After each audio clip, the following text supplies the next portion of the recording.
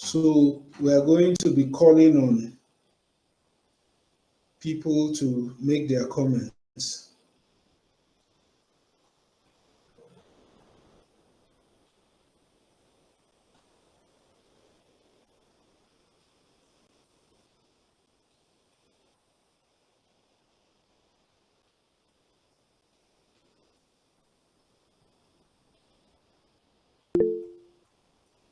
Yes.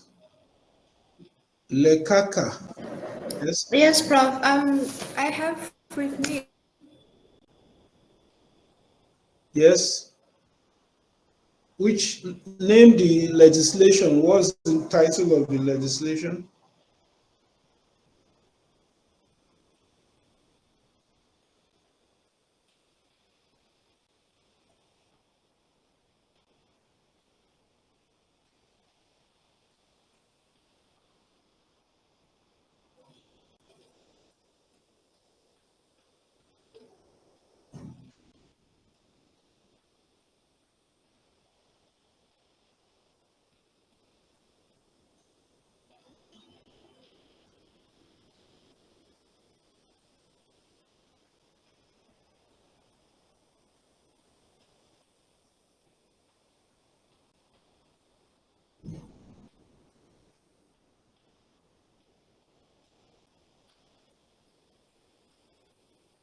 Hello, Lekaka, you can read.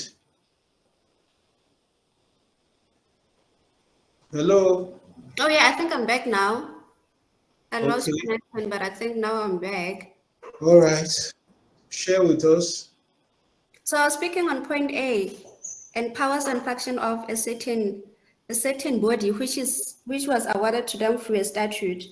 So I was thinking of the DDPR with regards to the powers that they were given with regards to the Labor Act. So under it we have functions and the powers that they have in relation to issues that relates to employment between the employer and the employee. So it states where their power starts and end. We speak of issues of appointment, we speak of issues of how they conduct the proceedings and many others. So that's the first example I can think of in the meantime. Okay, thank you for your attempt. Oscar, please put up the components of administrative provisions in the chat box.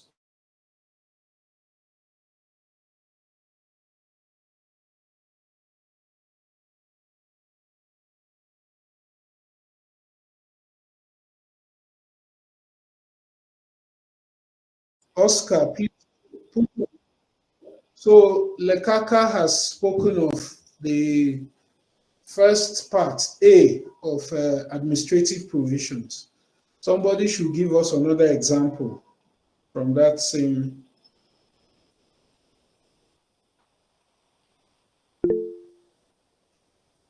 Yes, Madam Shetak. Yes, sir. I'm reading from the Nigerian Minerals and Mining Act 2007. Okay. And then Section 4 outlines the functions of the minister. Do I read? It's quite Yes. big.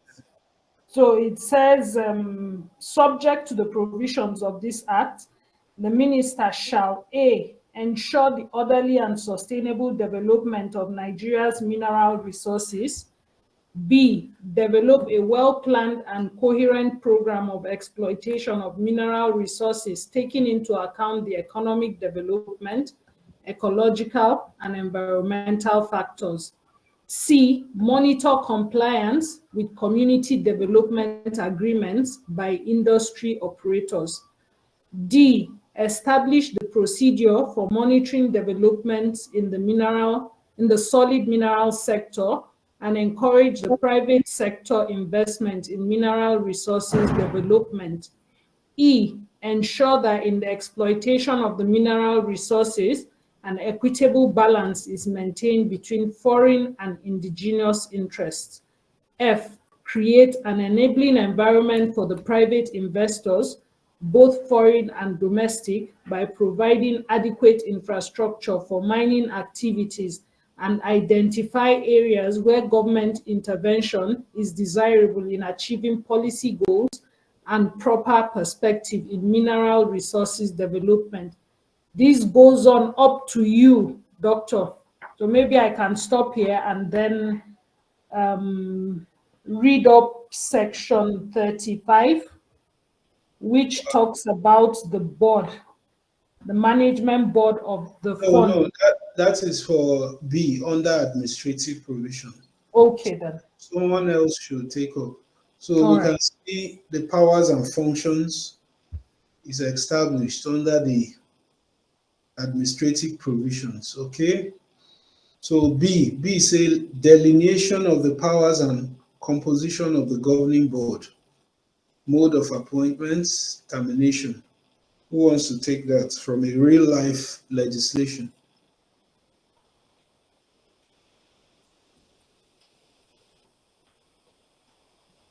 Hello, Prof. Yes, Tebehu. I have with me the Labor Act 2024.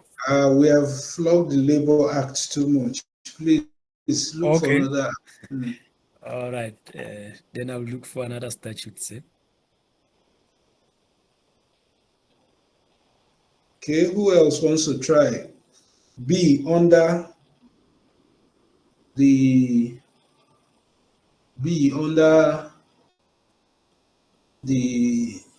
administrative provisions, delineation of the powers and composition of the governing board. So you deal with that first before the If I may, Prof. Yes. Have you found the legislation? Yes, I have Financial Institutions Act of 2012 with me. Okay. And section 41 thereof reads, for the purpose 41 subsection 1. It says, for the purpose of this part, board of directors means the board of directors of a financial institution. It goes on to subsection 2 to say the board of directors shall be responsible for conducting their business and establishing the policies of any licensed institution. And in particular, the board of directors shall establish the risk management standards, investment policies, minimum prudential ratios, accounting policies, and internal control systems of the licensed institution. Okay. So it is a long section. It has about 10 subsections.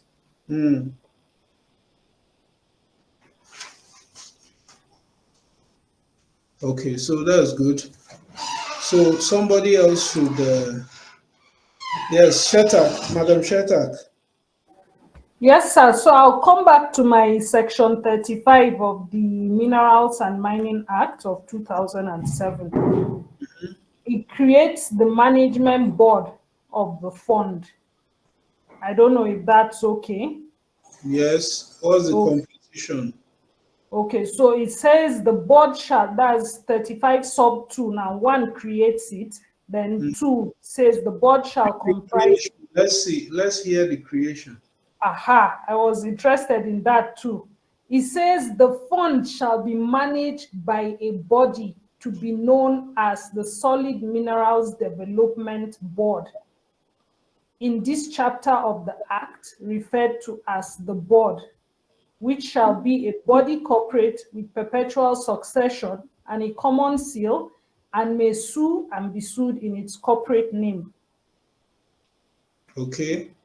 Then sub 2 reads, the board shall comprise a chairman to be appointed by the president on recommendation of the Minister of Solid Minerals Development.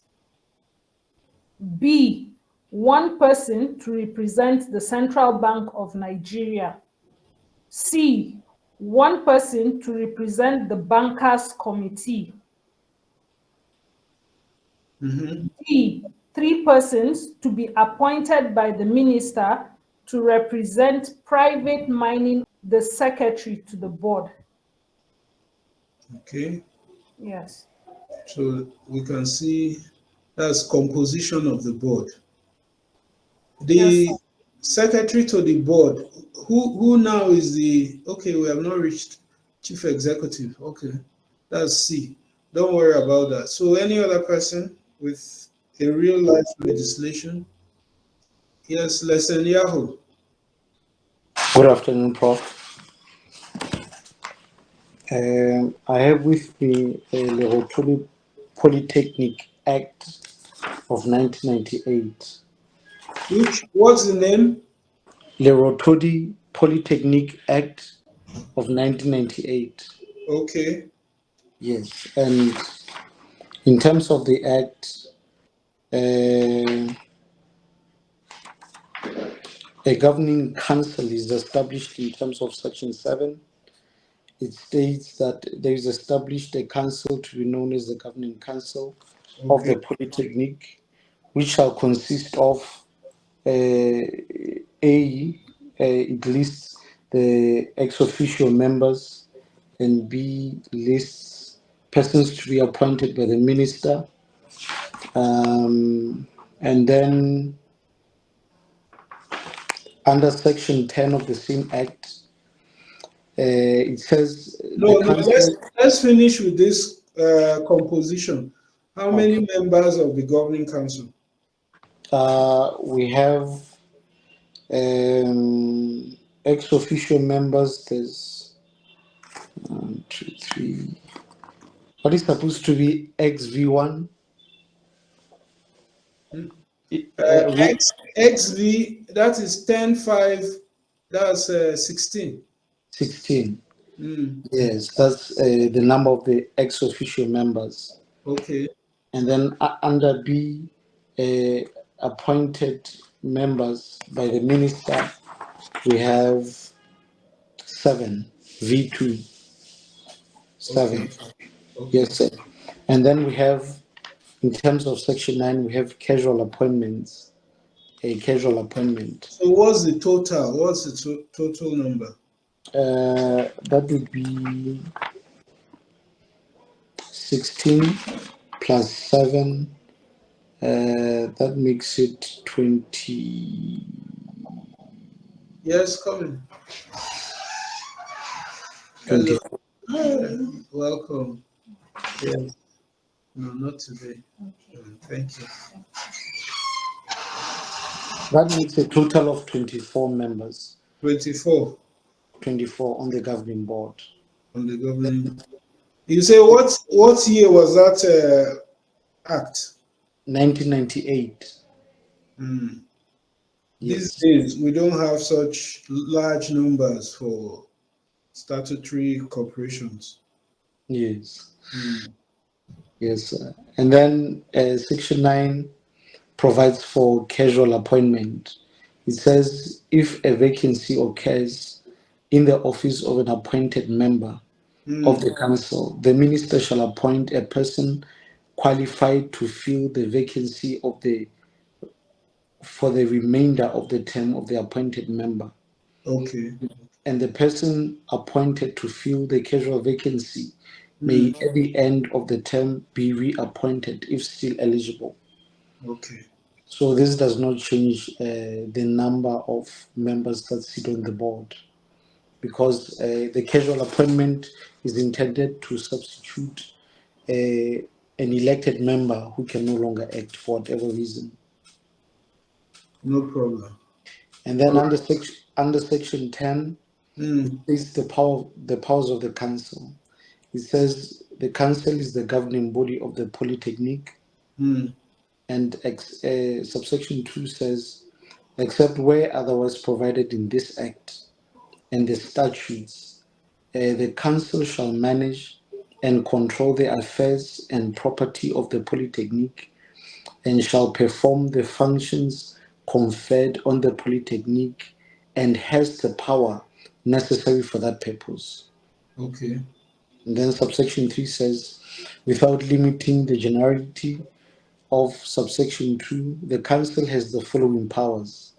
It goes on to regulate its own procedure, to determine the policy and general direction of the polytechnic, to govern, manage and regulate finances, accounts, investments, property, business, and all affairs of the Polytechnic, and for that purpose, to appoint bankers and other officers or agents. It goes on until subprovision S. This is subsection 3. It goes on from A to S. And even further, there's subsection 4, subsection 5, 6, up to 8. They deal with the power conferred and administration of such power, or the boundaries of such power. Okay. Yes, sir.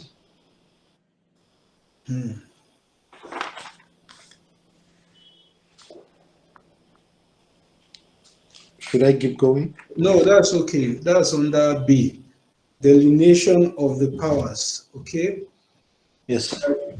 Libby, you have seen something? Thank you, Prof. I want to attempt B, or particularly on the composition of the governing body. The statute that I have with me is the Land Administration Authority Act of 2010. Okay. Section 6, part 3, section thereof, subsection 1, it's about establishment and composition of the board. Subsection 1 says, there is hereby established a board of the authority which shall be a governing which shall be a governing body of the authority. Subsection 2 says, the board shall consist of senior representatives of the following ministries or bodies, as the case may be, who shall be appointed by the minister after consultation with the relevant ministries or bodies by notice published in the Gazette. Paragraph A, subsection 2, paragraph A says the ministry responsible for land matters. B, the ministry responsible for agriculture. C, the ministry responsible for forestry and land reclamation. D, the ministry responsible for trade and industry. E, the Lesotho business sector, whose representatives shall be a person with financial management skills. F, an association of bankers in Lesotho. G, an association of surveyors in Lesotho. H, notaries and conveyancers. I, the Lesotho Housing and Land Development Corporation. J, the Director General of the authority, who shall be a non-voting member. Now, subsection 3 goes on to talks about, it says, the board may appoint a serving employee of the authority with legal qualifications as a secretary to the board.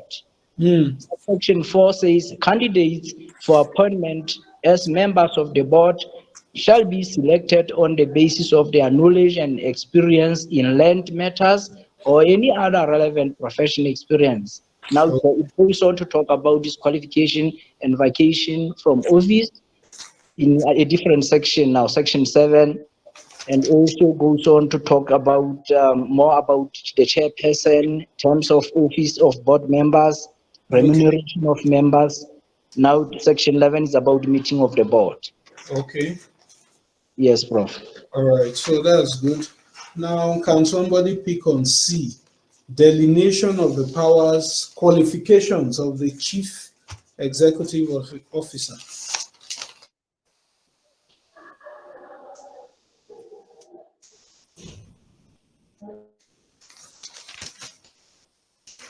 Can anybody pick on that? C, under administrative provisions.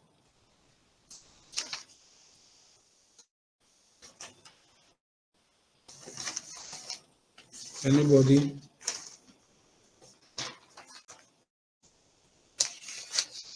Administrative provisions. Specifically,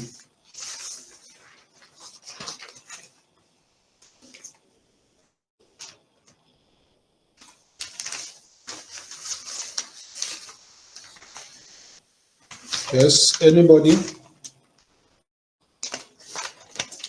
Anybody wants to go with?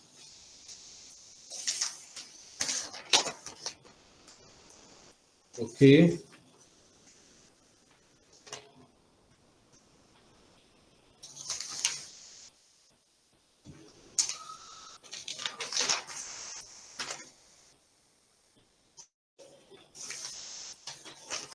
Anybody?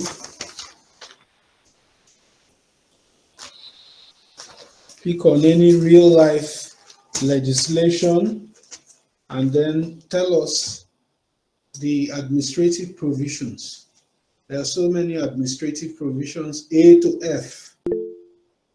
Yes, Madam Umaru Hannah. All right. Good afternoon, Prof. Good afternoon, everyone. So I have here with me the Nigerian Data Protection Act of 2023. What's the full title? Data Protection Board Act. Is there no board? No, there's no board. It's NDPA of 2023. It used to be board when it was underneath that. So that, yeah, they have an act now. Okay. All right, go ahead. So under the Nigerian Data Protection Act of 2023, I have the financial provisions. That's the administrative provisions. Then section 19 sub 1 says the commissioner shall establish a fund. In this act referred to as the fund for the performance of its functions under this act. Subsection 2 says there shall be paid into the fund established under subsection 1. A take-off grant as may be appointed by the National Assembly, which shall be drawn in the following manner. B, 20% of the take-off grant shall be from the Consolidated Revenue Fund of the Federation. Subsection A subsection 2 says 40% of the take-off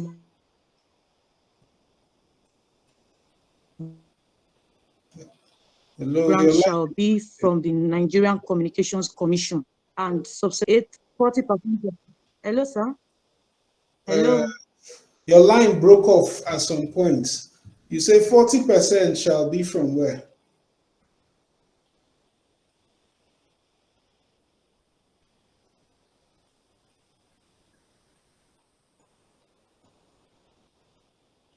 Hello. Your line is breaking, Hannah. Hello, can you hear me? Your line is. All right, okay.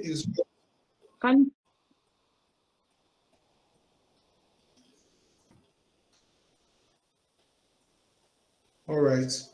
I think we got the point. I was reading from the NDPA Act, Nigerian Data Protection Act of 2023. Is the financial provisions.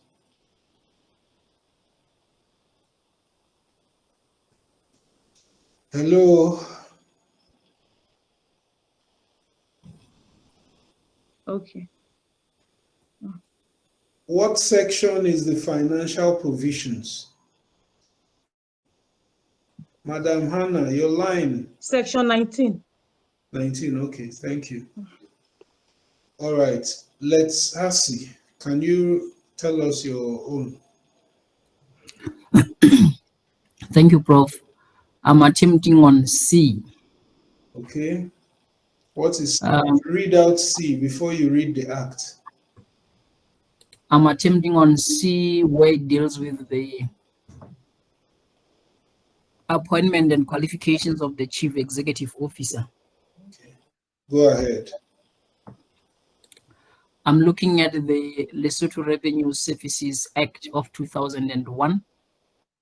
Section 17, subsection 1 is titled Appointment of the Commissioner General.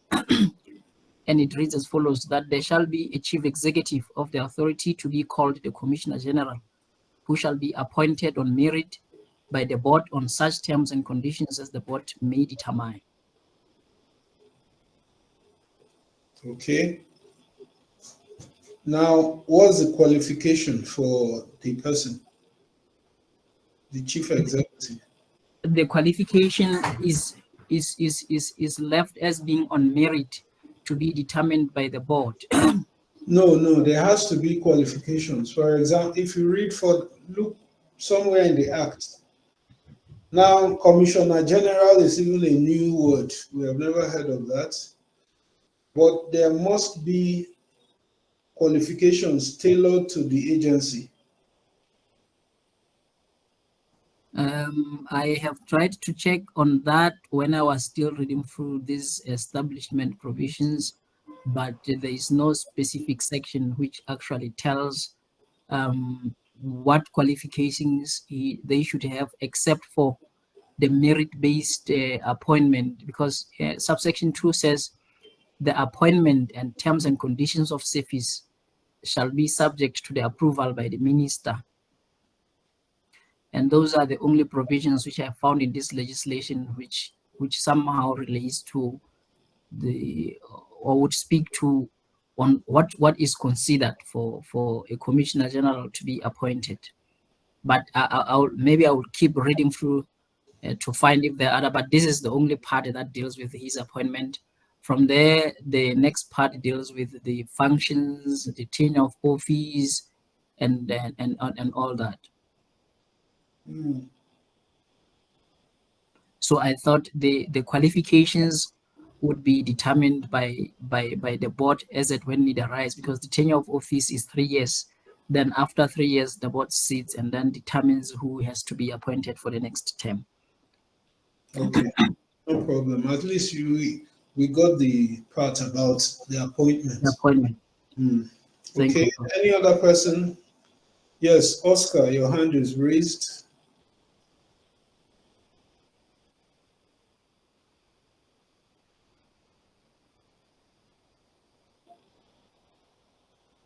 Mm-hmm.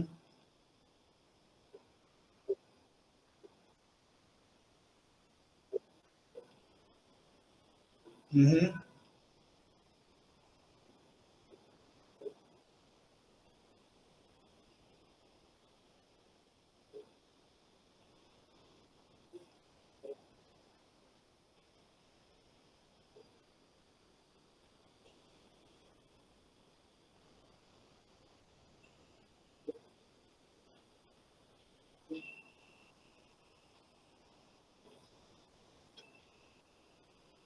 What's the qualification for anybody that will be the governor?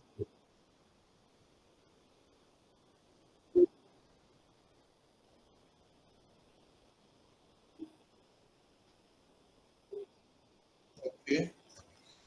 All right, that's good. Tobohu, have you found another legislation? Yes, Prof. I'm looking at the Central Bank Act 2000. Okay. This is the Central Bank of Lesotho. Okay. So on the qualifications of the members of the board of directors, as I look through the Act, I think the Act has only talked to the qualifications in respect of the deputy governor, the other directors. In terms of the Act, it says there shall be a board of directors of the bank which shall be responsible for the policy and general administration of the affairs and business of the bank. Okay. The board shall consist of the governor, who shall be the chairperson, 2 deputy governors, and 5 other directors. Now, with regard to qualifications, for the governor, for the governor, it is not stated. What's qualification? It is not stated. There must be. I tried to check, but I found where they are talking about qualifications of other directors of the bank, which are experienced in finance, business, economics, law, banking, industry, or agriculture. Yeah, that's about it. On other, I think the Act is silent on that one. Okay. Yes. Okay. Yeah. No problem. So these are the difficulties that arise in drafting. If you don't deal well with qualifications. Look at what is happening with the Director General of, what is it called? The Directorate of Corruption and Economic Offenses. You don't leave anything to chance in drafting. 10 years as a legal practitioner, and his name must be on the roll. So you clarify these things so that you remember when the army officer was appointed, he said, look, you have to resign from the army. So things have to be clarified. All right, thank you. Kingsley, your hand is raised.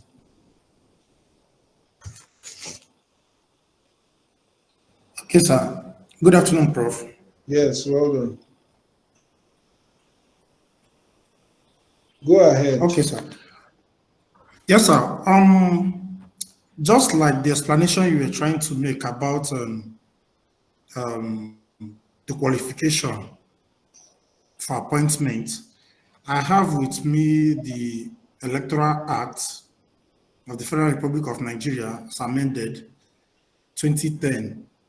Section 8 talked about the secretary. It says, 8 sub 1 says, there shall be a secretary to the commission who shall, paragraph A, be appointed by the commission, and B, have such qualification and experience to be determined by the commission as are appropriate for a person required to perform the functions of his office under this act. Then subsection 2 now talks about, subject to the general direction of the commission, the secretary shall be, paragraph A, responsible for keeping of proper records of the proceedings of the commission. B, the head of the commission secretariat and be responsible for its administration. And C, responsible for the direction and control of all other employees of the commission. They didn't specify, what I'm trying to say is that they didn't specify the qualification for such a person to be appointed. Okay, so that's a drafting problem. You create problems if you don't specify the qualifications, because each agency is a specialized agency. Like the Electoral Commission, there is for somebody with experience in that area. The mining corporation, somebody must have a mining experience. All right, Madam Shetak. Your hand Yes, is sir. yeah. I have the Plateau State Road Traffic Administration and Vehicle Inspection Law. So what I noticed is that it first of all established the Vehicle Inspection Service, its functions, then it goes to head of department and staff of the service. So it says there shall be for the service a head of department who shall be a vehicle inspection officer not below grade level 15 in the state civil service. B shall Wait, now that you mentioned it, I want to bring something to our attention. yes. Under F, under administrative provisions, you see there's a place where we say, as well as any transitional regimes. Transitional means now Plateau State has established road by law. Before now, before they established this, they had what they call VIO. So those staff of the old VIO, you need to create a situation where how do you transit them into this new VIO law? What was their grade level? You have to create a commensurate level for them. Move them to the new agency. Very important. Yes. Transitional. Yes. Because before now, they were just operating as VIO. Yes. But now there's a law. And these are qualifications. You have to sort it out. Grade level, commensurate to the civil service of the states. Because their own grade level is different. In federal, you have up to 17. In states, you You stop at have 16. So these are things you need to work out. That's what is called transitional regime. That will be under the final provisions. Yes.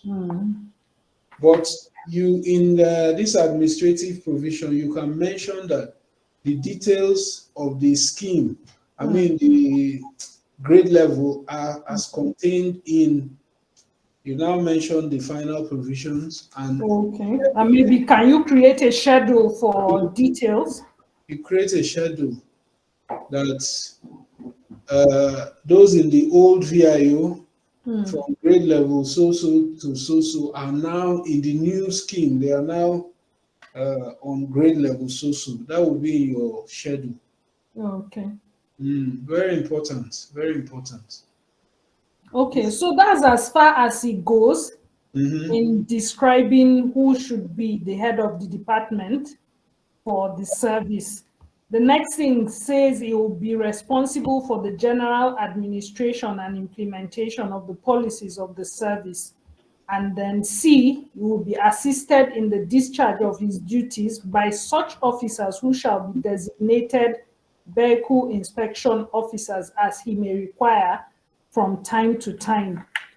Then I also heard a lot of people talking about that of the secretary. So I went to check for that of the secretary as well. And here it only gives, it ascribes responsibilities to the office of the secretary and doesn't even qualify who the secretary should be, the qualification. So I think it's a gap that needs to be looked at. Now it just came to my mind. Under transitional regimes, you have to also clearly state the pension regime that would apply to the new staff. Okay. That it will also apply to the old staff, so that everybody will be on one pension regime. Okay. Otherwise, it creates problems for them. Okay. So Then yes, you go ahead. specify that those who are nearing, at this point of this new law, those who are nearing 35 years of service, nearing retirement, shall still be entitled to the old pension, which is gratuity. Okay. So those things have to be clearly stated. Otherwise, there will be a gap. mm, Okay. So here under the secretary / legal advisor, that's what the side note says. It now says the secretary / legal advisor shall A, report to the general manager, B, interpret laws and regulations, C, guide and advise the authority on all legal matters, D, prosecute offenders, and E, handle all litigations against the authority. So it's only from the responsibilities that you kind of decipher that the secretary should be a lawyer, but nothing categorically states. but they said secretary / legal advisor. Yes. Now, the problem is they didn't say how many years of legal experience. Exactly. They need to specify. It leaves more to be desired. Okay. Okay. All right, thank you for that. Teboho, your hand is up again. Yes, Prof. I also wanted to comment on this issue of qualifications. Yet the Police Service Act 1998. I'm not sure if they have repealed it, but I think they are still using this one. Okay. Section 5 talks to the appointment and removal of the commissioner. It says the king, acting on the advice of the prime minister, shall appoint a commissioner of police. Okay. And I can't find anywhere where they state the qualification of such a person. So politicians to leave that area with that loophole so that they can appoint whoever they may feel like appointing. I'm saying this in the light of if you look, a lot of our acts are like that. Those offices, the qualifications are not listed. And there is always an outcry from the members of the public that some appointments are purely based on political affiliation, not on merit. So it's That's deliberate on the part of politicians. yes, that's the drafters. You as a drafter should advise the government who is passing the law that you need to provide qualifications. If they don't take your advice, no problem, but you have advised them. It will be in writing, in your legal advice to them, that there needs to be a set of qualifications. You can't just appoint anybody, especially for specialized agencies like the police. So with this now, does it mean you can, has there ever been an appointment from outside the police, a non-police officer? Yes, currently I think the Commissioner of Police is a retired member of the police. He retired a long time ago and they brought him back. So you see now, you create all this. That means because there's no listed qualification, they can bring an army officer and say, come and serve as Commissioner of Police. So Exactly.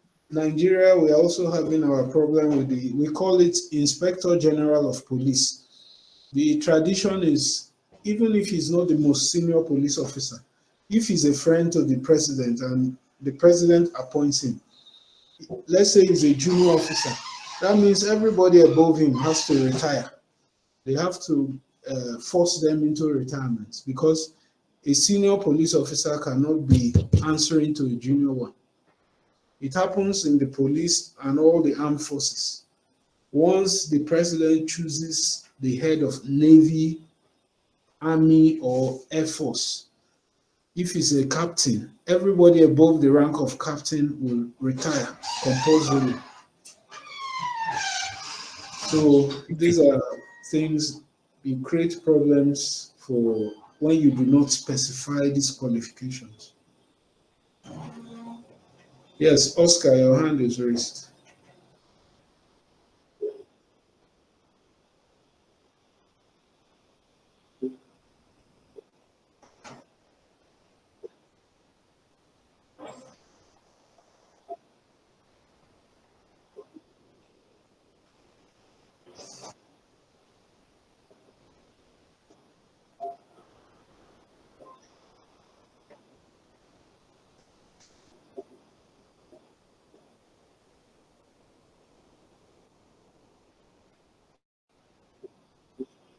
Okay, so you can see why we are learning this formal training in legislative drafting. Look at the components of administrative provisions. You can't skip anyone. All of them are important. Once you have created an agency, then you must take time to provide these provisions. You don't leave it to chance. Oh, politicians are not governed by law or morality. So if you leave, the saying is power corrupts. Absolute power corrupts absolutely. If you give them power to appoint without checks and balances, we use the word delineation. Delineation means tell them this is your boundary. Okay, in Nigeria now we have, the constitution was so well drafted as if the constitution knew that politicians cannot be trusted with power. In Benue State in Nigeria now, we have a situation where the politicians, the legislators, House of Assembly, that's the legislature of Benue State, they woke up one morning and said they want to remove the chief judge. And they just voted and said, based on allegations, the man is to be removed. But it's as if the Constitution thought about this abuse of power by politicians. Therefore, it protected the chief judge because of the principle of separation of powers. You know that a judge is vulnerable. He can come under attack because if he judges case against these politicians, they may be angry with him. So they may, if you just leave it at the provision that two-thirds should vote and remove the chief judge. That means anytime they wake up, they are not happy with the chief judge, they can vote in the legislature and remove him. So what the Constitution now said is, yes, there can be a petition against him. You can vote 2/3. However, there must be an investigation from the National Judicial Council. The National Judicial Council is the body that disciplines judges.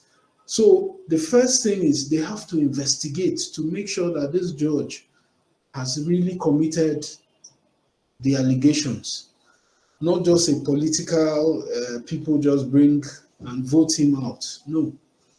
So that's a safeguard for the holder of the seat of chief judge, to protect him from these politicians. Otherwise, they can wake up one day and remove the person. Another safeguard we use, if you read the EFCC Act, all the anti-corruption agencies in Nigeria, there is a way that their chief executives are protected by law. The appointment is based on confirmation by the 2/3 of the Senate. The Senate has to confirm. So the president will nominate somebody, but the Senate has to confirm. Now, to remove the head of any anti-corruption agency in Nigeria, the president cannot unilaterally remove them. The law says that you go back to the National Assembly, you need 2/3. They have to vote to say, yes, this person is done wrong, therefore we remove him. The reason is, any person who is chief executive of anti-corruption agency, he steps on many toes. He must have annoyed many people. So it's easy. If you make it easy, the president can hire and fire him.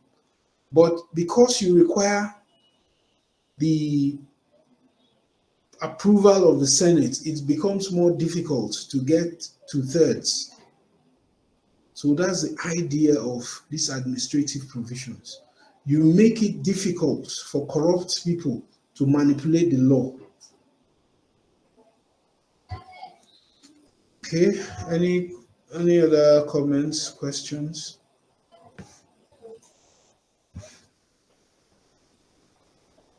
So we are not saying they cannot manipulate the law, but as a drafter, you make it difficult for them. You make it very difficult. Another technique which we have used for anti-corruption agencies, they do not beg the government for money. Inside their law, their legislation creating most of the anti-corruption laws, their fund comes from the consolidated revenue charge. First line charge. First line means once the budget is approved, they get their payments before any other agency. This includes the judiciary, so that they don't have to wait for the president to approve money for them. Direct, they get their monies direct from the consolidated fund. That's a technique to make them independent. They don't depend on the executive for their money. So when you're drafting, take note of all these devices under administrative provision to protect such agencies, the judiciary, anti-corruption agencies. They should be protected, especially their chief executive. Any other questions, comments?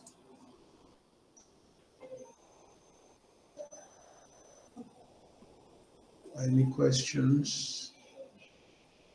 Okay. So today we have gone over administrative provisions. Is there anything we have missed out? Procedures for meetings of the governing board. We said the procedures are very lengthy. So you create a schedule for them, but the schedule is tied to a section. You must itemize. You must also create provision for virtual meeting. So it's not every time the board has to meet physically. virtually they can meet. So you need to specify that in the procedures for board meetings.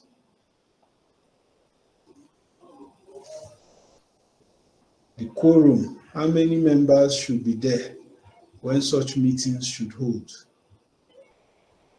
All right. Is there any other question?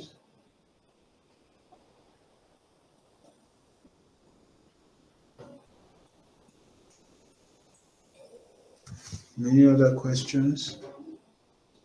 Okay, in the absence of any other question, I think we've done well for today. Remember the assignments. Most of these provisions are not there in the Widowhood Leave Bill 2023. So your duty is to insert these provisions that are not there.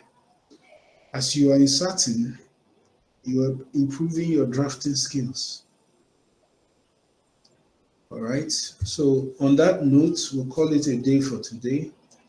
We'll continue tomorrow. Thank you for your time. Thank you, Prof. Thank you, sir. Thank you. Thank you, Prof.